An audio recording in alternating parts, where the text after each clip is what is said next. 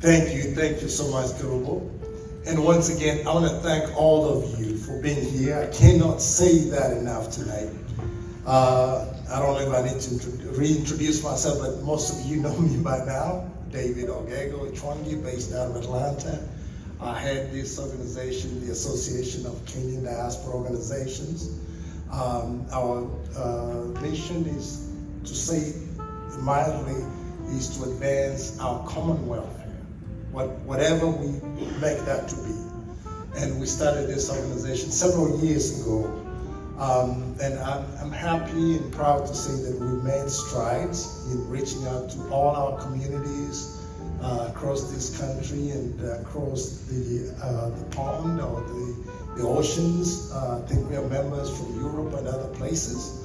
So we appreciate so much that every time we show up, I show up here, we make new teams to organize these events, and this is where it ends up. Like I said at the beginning, we probably didn't get the turnout we were expecting for reasons beyond our control. There are uncertainties that happen in life.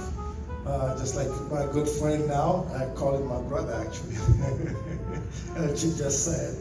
But today, I want to spend a few minutes.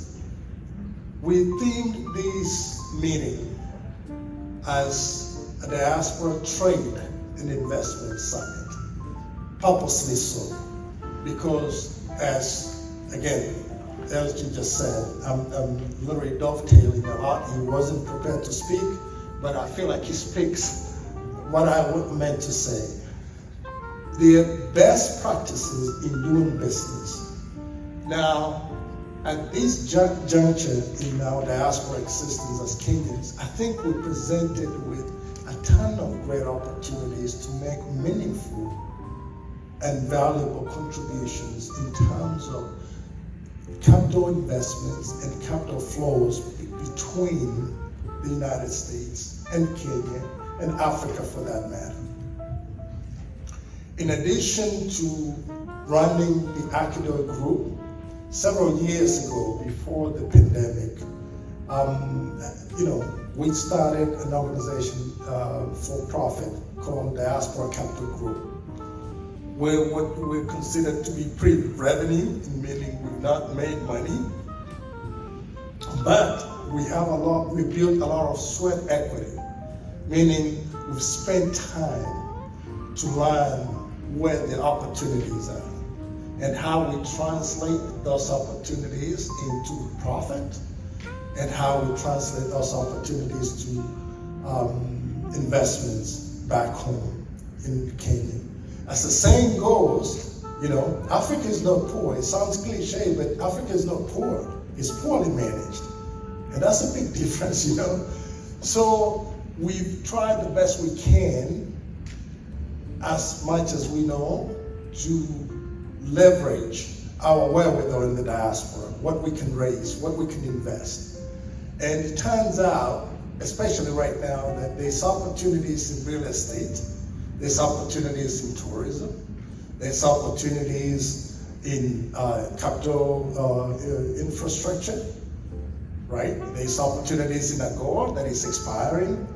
And so at this point as we stand, there are efforts within the United States government and other institutions to find out how best they can utilize us in the diaspora to advance trade between Kenya and East Africa and whatever else in Africa.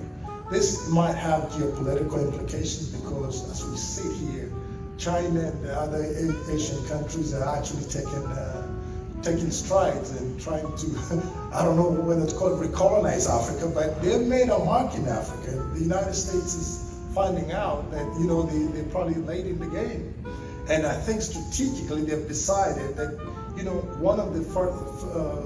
one way to do it is actually to utilize or leverage those of us from Africa. There are more of us from Kenya in the United States than anywhere else outside of Kenya, right? But they're not catching up to that. There's an organization called Prosper Africa. And they've been tasked, it's a presidential level organization, but it's been tasked to see and figure out ways to improve trade to Africa, or between Africa and the United States. And I've attended multiple meetings. I mentioned sweat equity with Diaspora Capital Group, but when I appear there, I'm showing up as the founder and president of Diaspora Capital Group. No revenue, right? but still, we're doing good, and I feel like we're making headways in terms of getting interest to those that want. They're looking, as we speak here today. They're looking for organizations or African-based organizations in the diaspora that they can partner with. They will fund. They will, if you qualify, they will fund you to actually help promote business. In other words, make deals happen. Be a will dealer, if you will. So we're pursuing that. And the reason that I'm bringing this up, I wish that our MPs or the folks we invited would be here to hear this.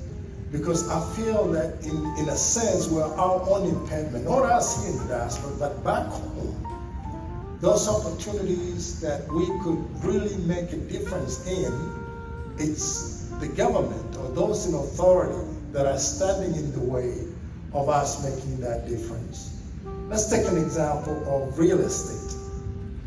Did you know, what did they bring up? This government brought up, this government and the one prior, they brought up schemes. I call them schemes because they really don't, have rhyme or reason to them, but they still brought up plans on how to increase and build more homes or habitable homes, affordable housing they call it. But they're going at it maybe the wrong way in the sense that they're taxing folks. And that's the opportunity. And that's the disconnect between what's available now in this market, because folks are looking to fund those projects if they believe that they can be done correctly. One way to do it, which is what we're pursuing, and I'm speaking this openly here because if any one of you is interested in partnering or figuring out how to do it, or knows how to do it better than we can, please, see me or contact me. Most of you have my contact. Let's join hands. But one way to do it is through REITs, right? Real Estate Development Trust. There's none right now in Kenya because the last guy that had it, I don't know if I can mention their names. I saw a clip of them being run to court the other day because they swindled people their money, right? And there are multiple cases of those instances where people just come here, especially in the diaspora, and take advantage of us and take the money. And really, we realize way too late that the conveyance wasn't done right. Money has been taken and spent the way it wasn't supposed to be spent. And the cases are all over the place, and the history is complete of those instances. But and in Kenya right now, if you wanted to start a REIT, it's almost impossible to do because we have our own barriers or impediments by our own government that simply says that in order for you to be a member of a real estate investment trust in Kenya, you're going to have at least 5 million shillings. I think it's 5, if not 10. How many of us have that kind of money to put aside for real estate? While in the United States, there used to be a thing they called qualified. You have to be a qualified investor to be able to do that. But now they've substituted with crowdfunding, so to speak, so that anybody that want to be invested in those kind of investment vehicles can do that. So I'm throwing that out there to you guys, that we can formulate a very good framework that works for us, that then we can use to go and find investors where we can. And it seems like there's a lot of goodwill to do that. We need to be able to band together and convince the Kenyan government and whoever else in East Africa or whatever that may be to remove those self-inflicted barriers. that prevent us from investing when we can, so that we can accelerate the kind of investments we need to make and get a good return for our money, for our investment. If the Chinese, Americans, or anybody else, whether it's the Indians, Chinese, whoever it is, they see opportunity in our country. So nobody can say there is no such opportunity because they see it. Whatever they see, we can see, right? So I'm inviting all of you. I'm inviting all of you to join hands, reach out to me, check out the site. Maybe we're doing a little bit of improvement on it to make it more nimble, if you will. But we're inviting many of you to join so that we can partner and try to see if we can make an impact. I know we can make an impact. This most recent, the raging debate in Kenya right now is about the Adani deal, right? So, we're telling this government that, rather than taking all these kickbacks to do bad things or do things under the table, if you even give us part of that opportunity as a diaspora, with all the money we spend or even send as remittances, we can build that airport. We can have a new terminal, no time at all. We don't have to lease it out. We don't need a title to it. We can take sovereign guarantees if that's what it takes, and we can invest. So there's ways to do it if folks are willing to listen to us. And that's the message that I wanted to convey, at least in this setup, in this setting, so that we know we can plant a seed. My idea is to plant a very good seed, and hopefully it sticks. If there's not, maybe there's just one thing that you get out of this meeting, at least for me, is that the opportunities are there, and we have the wherewithal in terms of, the brain power to think and do these things, and we, make enough money collectively. That is, maybe not individually, but collectively, that if we put it all together, we can have a much, much, much bigger impact.